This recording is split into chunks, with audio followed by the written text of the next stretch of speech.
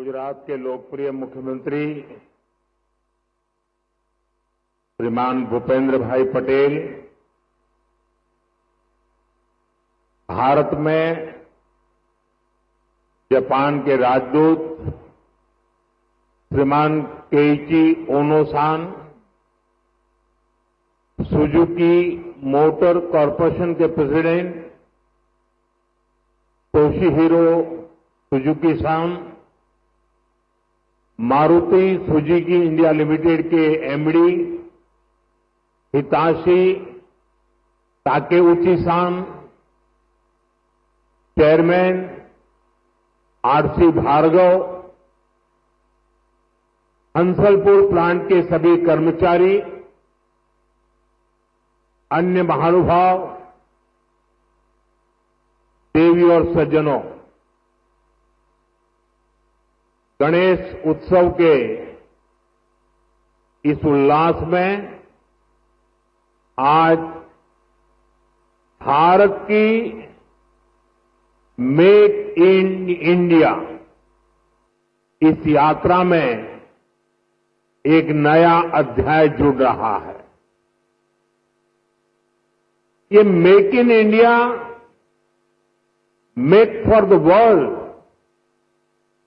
हमारे उस लक्ष्य की तरफ एक बड़ी छलांग है। आज से भारत में बने इलेक्ट्रिक व्हीकल्स 100 देशों को एक्सपोर्ट किए जाएंगे।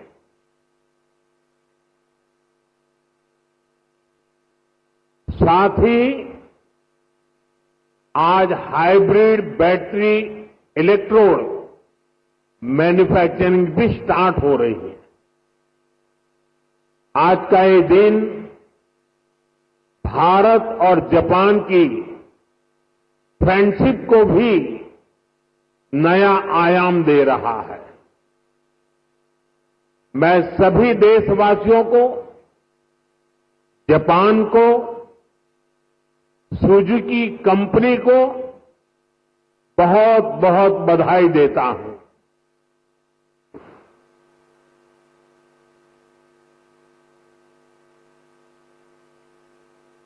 एक प्रकार से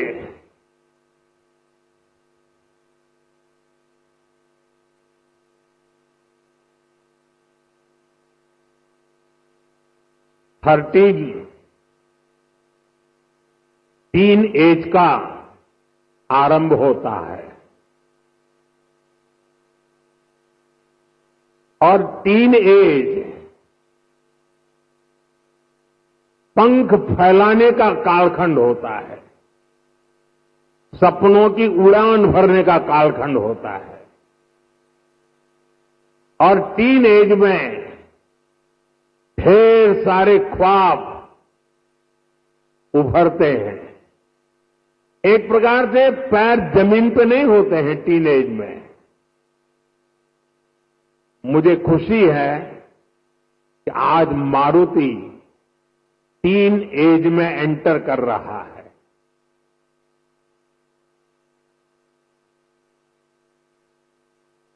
गुजरात का मारुति का टीन एज में प्रवेश यानी आने वाले दिनों में मारुति एक नए पंख फैलाएगा, नए उमंग और उत्साह के साथ आगे बढ़ेगा, ऐसा मेरा पूरा विश्वास है। फ्रेंड्स, भारत की सक्सेस स्टोरी के बीज करीब करीब 13 साल पहले बोए गए थे। 2012 में जब मैं यहां का मुख्यमंत्री था, तब हमने मारुति सुजुकी को हंसलपुर में जमीन अलॉट की थी। विजन उस समय भी आत्मनिर्भर भारत का था, मेक इन इंडिया का था।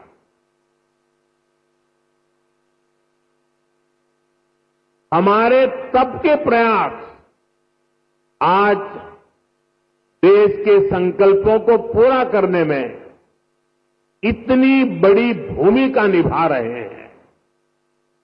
साथियों, मैं इस अवसर पर स्वर्गीय ओसामू सुजीकी-सान को हृदय से याद करना चाहूंगा। हमारी सरकार को उन्हें पद्म विभूषण से सम्मानित करने का सौभाग्य मिला था। मुझे खुशी है उन्होंने मारुति सुजुकी इंडिया का जो विजन देखा था, वो आज हम इसके इतने बड़े विस्तार के गवाह बन रहे हैं। साथियों, भारत के पास डेमोक्रेसी की शक्ति है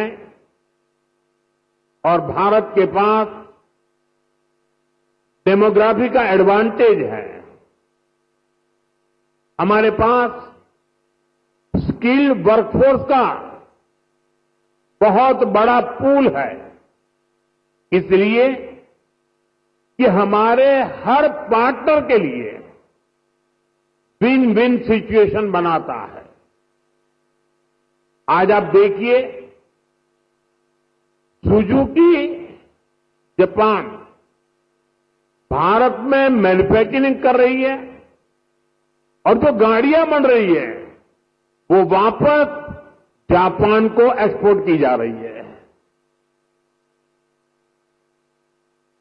ये जापान और भारत के रिश्तों की मजबूती तो है ही, भारत को लेकर ग्लोबल कंपनियों के भरोसे को भी ये आपके सामने प्रस्तुत करता है। एक तरह से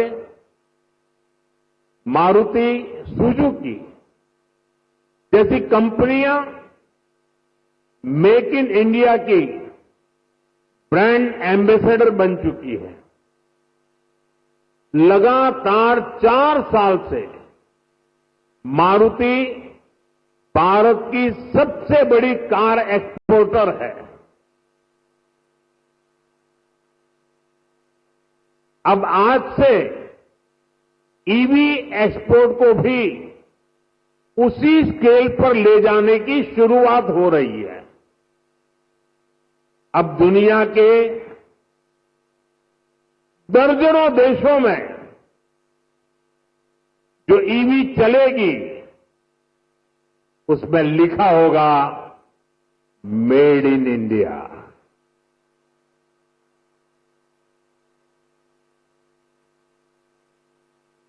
फ्रेंड्स, हम सब जानते हैं ईवी इकोसिस्टम का सबसे क्रिटिकल पार्ट बैटरी है। कुछ साल पहले तक भारत में बैटरी पूरी तरह इंपोर्ट होती थी। ईवी मैन्युफैक्चरिंग को मजबूती देने के लिए ये जरूरी था भारत बैटरी का भी निर्माण करे। इसी विजन को लेकर 2017 में हमने यहां टीडीएसजी बैटरी प्लांट की नींव रखी थी। टीडीएसजी की ही नई पहल पर इस फैक्ट्री में 3 जापानी कंपनियां मिलकर भारत में पहली बार सेल मैन्युफैक्चर करेगी। भारत में बैटरी सेल के इलेक्ट्रोड भी लोकल लेवल पर तैयार होंगे। ये लोकलाइजेशन भारत की आत्मनिर्भरता को नई शक्ति देगा। इससे हाइब्रिड इलेक्ट्रिक व्हीकल्स के कारोबार में और तेज गति आएगी। मैं आपको इस ऐतिहासिक शुरुआत के लिए अपनी अनेक अनेक शुभकामनाएं देता हूं। साथियों, कुछ साल पहले उस समय तक ईवी को केवल एक नए ऑल्टरनेट के तौर पर देखा जाता था, लेकिन मेरा मानना रहा है ईवी कई समस्याओं का ठोस समाधान है। इसलिए पिछले साल मैंने अपनी सिंगापुर विजिट के दौरान कहा था, हम अपनी पुरानी गाड़ियों को, पुरानी एम्बुलेंसेस को हाइब्रिड ईवी में बदल सकते हैं। मारुति सुजुकी ने इस चुनौती को स्वीकार किया और केवल 6 महीने में एक वर्किंग प्रोटोटाइप तैयार कर दिया। अभी मैंने वो हाइब्रिड एम्बुलेंस का प्रोटोटाइप देखा भी है। ये hybrid ambulance PM E drive scheme में पूरी तरह फिट बैठती है। लगभग 11,000 करोड़ रुपए की इस योजना में ई एम्बुलेंस के लिए भी बजट निर्धारित किया गया है। हाइब्रिड ईवी से पॉल्यूशन भी घटेगा और पुराने व्हीकल्स को ट्रांसफॉर्म करने का विकल्प भी मिलेगा। साथियों, क्लीन एनर्जी और क्लीन मोबिलिटी ये हमारा फ्यूचर है। ऐसे ही प्रयासों से भारत तेजी के साथ क्लीन एनर्जी और क्लीन मोबिलिटी का एक रिलायबल सेंटर बनेगा। साथियों, आज जब दुनिया सप्लाई चेन डिसरप्शन से जूझ रही है, ऐसे समय में लगता है कि भारत ने पिछले दशक में जो नीतियां बनाई वो देश के कितने काम आ रही है। 2014 में जब मुझे देश ने सेवा का अवसर दिया, उसके बाद से ही हमने इसकी तैयारी शुरू कर दी थी। हमने मेक इन इंडिया अभियान शुरू किया। ग्लोबल और डोमेस्टिक मैन्युफैक्चरर्स दोनों के लिए देश में अनुकूल वातावरण बनाया। भारत में मैन्युफैक्चरिंग एफिशिएंट और ग्लोबली कॉम्पिटिटिव हो, इसके लिए हम इंडस्ट्रियल कॉरिडोर्स बना रहे हैं। हम प्लग एंड प्ले इंफ्रास्ट्रक्चर बना रहे हैं, लॉजिस्टिक पार्क्स बना रहे हैं। भारत कई सेक्टर्स में मैन्युफैक्चरर्स को प्रोडक्शन लिंक इंसेंटिव का बेनिफिट भी दे रहा है। साथियों, हमने कई बड़े रिफॉर्म्स के जरिए इन्वेस्टर्स की पुरानी कठिनाइयों को भी दूर किया। इससे इन्वेस्टर्स के लिए इंडियन मैन्युफैक्चरिंग में इन्वेस्ट करना आसान हुआ है। इसके परिणाम हमारे सामने हैं। इसी दशक में इलेक्ट्रॉनिक्स प्रोडक्शन लगभग 500% बढ़ा है।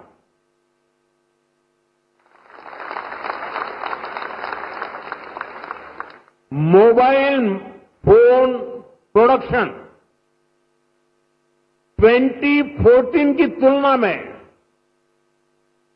2700% तक बढ़ गया है। डिफेंस प्रोडक्शन में भी पिछले दशक में 200% से भी ज्यादा की वृद्धि हुई है। ये सक्सेस आज भारत के सभी राज्यों को, हर एक राज्य को भी मोटिवेट कर रही है। उनके बीच रिफॉर्म्स को लेकर, इन्वेस्टमेंट को लेकर एक हेल्दी कंपटीशन शुरू हुआ है। जिसका लाभ पूरे देश को मिल रहा है। और मैंने हर मीटिंग में, व्यक्तिगत बातचीत में और सार्वजनिक रूप से सभी राज्यों को कहता रहा हूं कि हमें प्रोएक्टिव होना होगा, हमें प्रो डेवलपमेंट पॉलिसीज बनानी होगी, हमें सिंगल विंडो क्लियरेंस पर बल देना होगा, कानूनों में रिफॉर्म्स को बल देना होगा। और ये कंपटीशन का जमाना है। जो राज्य जितनी तेजी से अपनी पॉलिसीज को नीट एंड क्लीन रखता है, इफ्स एंड बट्स के बिना रखता है, तो इन्वेस्टर का विश्वास बढ़ता है। इन्वेस्टर आने के लिए हिम्मत के साथ आता है। आज पूरी दुनिया भारत की तरफ देख रही है। ऐसे में कोई राज्य पीछे नहीं रहना चाहिए। हर राज्य ने अवसर लेना चाहिए। ऐसे कॉम्पिटिशन होगा हिंदुस्तान में आने वाले इन्वेस्टर को सोचने में तकलीफ हो कि मैं इस राज्य में जाऊं कि उस राज्य में जाऊं। इतना क्लियर कट होना चाहिए कंपटीशन। इससे देश को लाभ होने वाला है। और इसलिए मैं सभी राज्यों को निमंत्रण देता हूं कि आइए, रिफॉर्म की स्पर्धा करें, गुड गवर्नेंस की स्पर्धा करें, प्रो डेवलपमेंट पॉलिसी की स्पर्धा करें और हम 2047 विकसित भारत बनाने के लक्ष्य को तेज गति से पार करने में अपनी भागीदारी सुनिश्चित करें। फ्रेंड्स, भारत यहीं पर रुकने वाला नहीं है।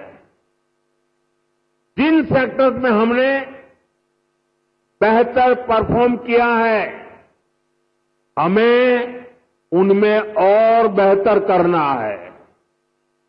इसके लिए हम मिशन मैन्युफैक्चरिंग पर जोर दे रहे हैं।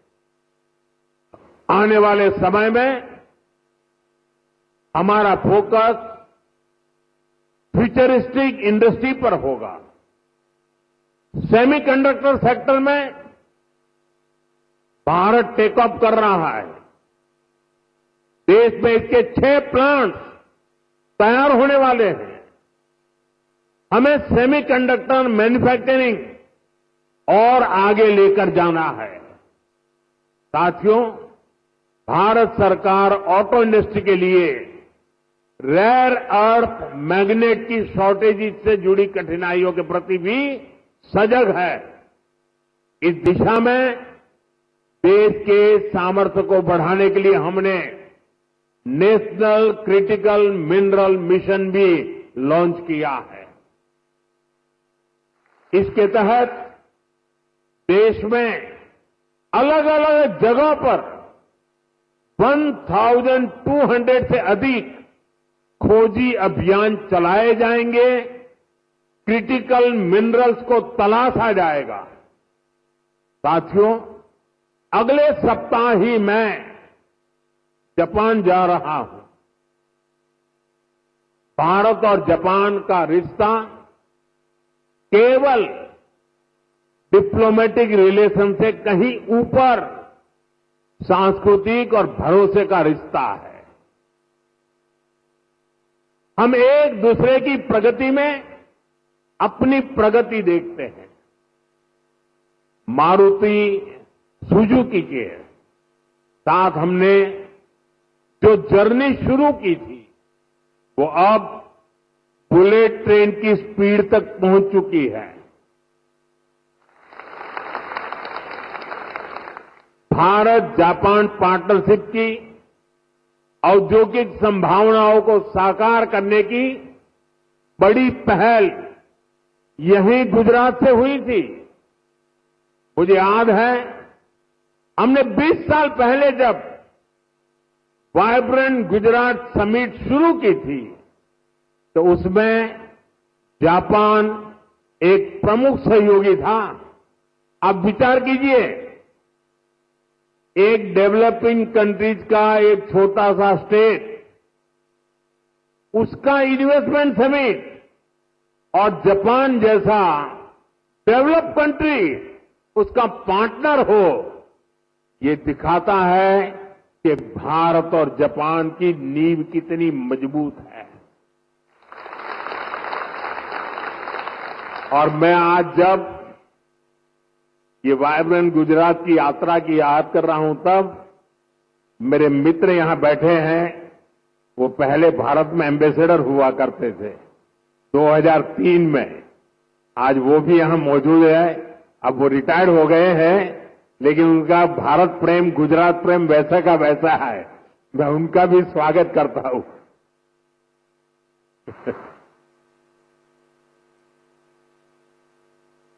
गुजरात के लोगों ने भी जापान के लोगों का उतना ही आत्मीयता से ख्याल रखा। हमने इंडस्ट्री से जुड़े रूल्स एंड रेगुलेशंस जापानी भाषा में प्रिंट करवा कर दिए। जब मैं गुजरात में था, हर छोटी चीज पर मैं ध्यान रखता था। इवन मेरा जो विजिटिंग कार्ड होता था ना, वो भी मैं जापानी में बनाता था।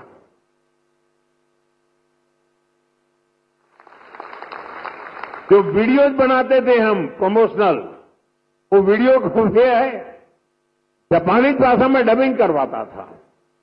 यानी मुझे मालूम था कि मुझे इस रास्ते पर बड़ी मजबूती से आगे बढ़ना है। और मैं सभी राज्यों को कहता हूं, आसमान खुला है भैया, आप भी मेहनत करो, आओ मैदान में, बहुत फायदा होगा।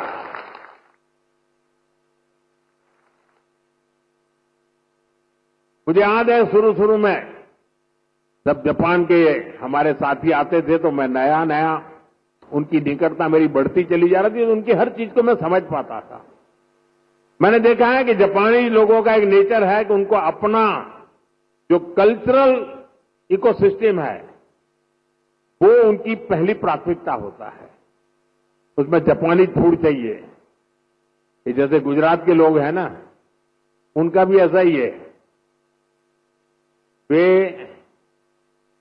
गुजरात में कहीं शनि, सैटरडे, संडे को कहीं न कहीं रेस्टोरेंट में खाने की आदी है, तो वहां जाएंगे तो मैक्सिकन फूड मांगेंगे, इटालियन फूड मांगेंगे। लेकिन गुजरात के बाहर कहीं जाएंगे तो गुजराती फूड खोजते रहते हैं। मैंने देखा जापान के लोगों का भी ये स्वभाव है, और इसलिए मैंने यहां जापानी क्विजिन की व्यवस्था कराई। मैंने उसकी एक होटल चेन को बुलाया।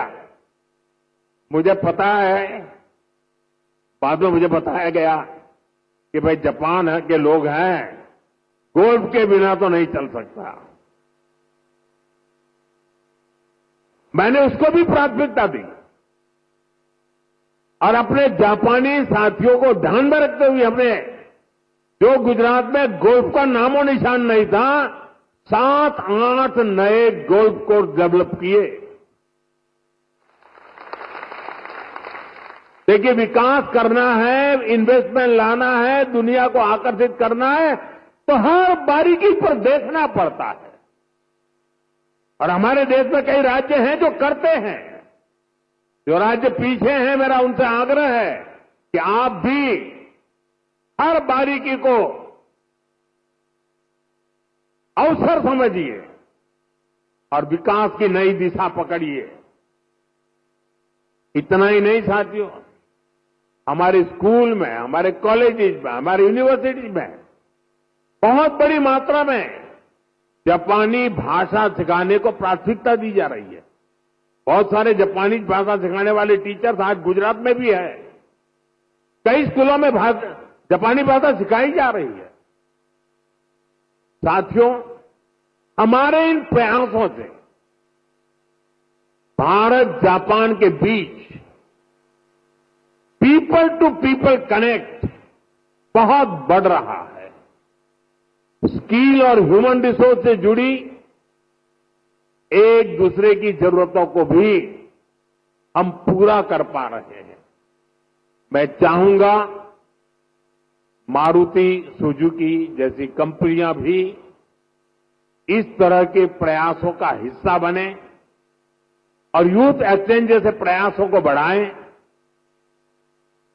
साथियों, हमें इसी तरह आने वाले समय में सभी अहम क्षेत्रों में आगे बढ़ना है।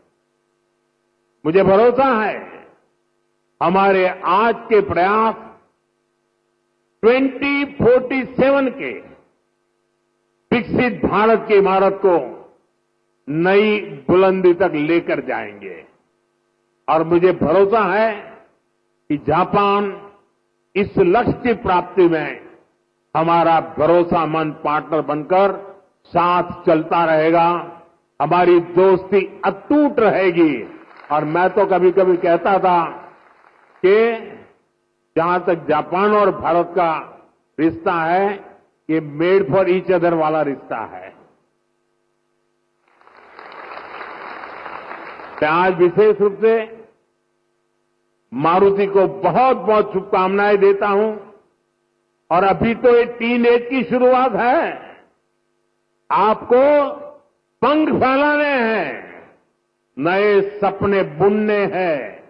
आपके संकल्पों के लिए, उसकी पूर्ति के लिए हम पूरी शक्ति से आपके साथ हैं। इसी विश्वास के साथ आत्मनिर्भर भारत के अभियान को हम सब आगे बढ़ाएं, वोकल फॉर लोकल बने, स्वदेशी ये हमारा जीवन मंत्र बनना चाहिए दोस्तों। गर्व से स्वदेशी की तरफ चल पड़ो। और यहां जापान के द्वारा जो चीजें बन रही है ना, ये भी स्वदेशी है। मेरी स्वदेशी की व्याख्या बहुत सिंपल है। पैसा किसका लगता है उससे मुझे कोई लेना देना नहीं है। वो डॉलर है, पाउंड है, वो करेंसी काली है, गोरी है, मुझे कोई लेना देना नहीं है। लेकिन जो प्रोडक्शन है उसमें पसीना मेरे देशवासियों का होगा। पैसा किसी का, पसीना हमारा। जो प्रोडक्शन होगा उसमें महक मेरी देश की मिट्टी की होगी, मेरी भारत मां की होगी। इस भाव के साथ आप मेरे साथ चलिए दोस्तों। 2047 में हम ऐसा हिंदुस्तान बनाएंगे, आपकी आने वाली अनेक पीढ़ियां आपके इस त्याग का गर्व करेगी, आपके इस योगदान का गर्व करेगी। आपकी भावी पीढ़ी के उज्जवल भविष्य के लिए, आत्मनिर्भर भारत के इस मंत्र के लिए, स्वदेशी के मार्ग के लिए मैं आज मेरे देशवासियों को निमंत्रण दे रहा हूं। मैं आपको निमंत्रण दे रहा हूं। आइए हम सब चल पड़े। 2047 विकसित भारत बना के रहेंगे। दुनिया की भलाई में भारत का योगदान बढ़ाते रहेंगे। इसी भावना के साथ आप सबको बहुत बहुत शुभकामनाएं, बहुत बहुत धन्यवाद। धन्यवाद माननीय प्रधानमंत्री जी। आपने न केवल गुजरात बल्कि पूरे भारत को make in India, make for the world का मंत्र दिया है। आज का यह ऐतिहासिक दिन आपकी दूरदृष्टि का परिणाम है। Thank you, sir, for your august presence, your visionary guidance, and unwavering support.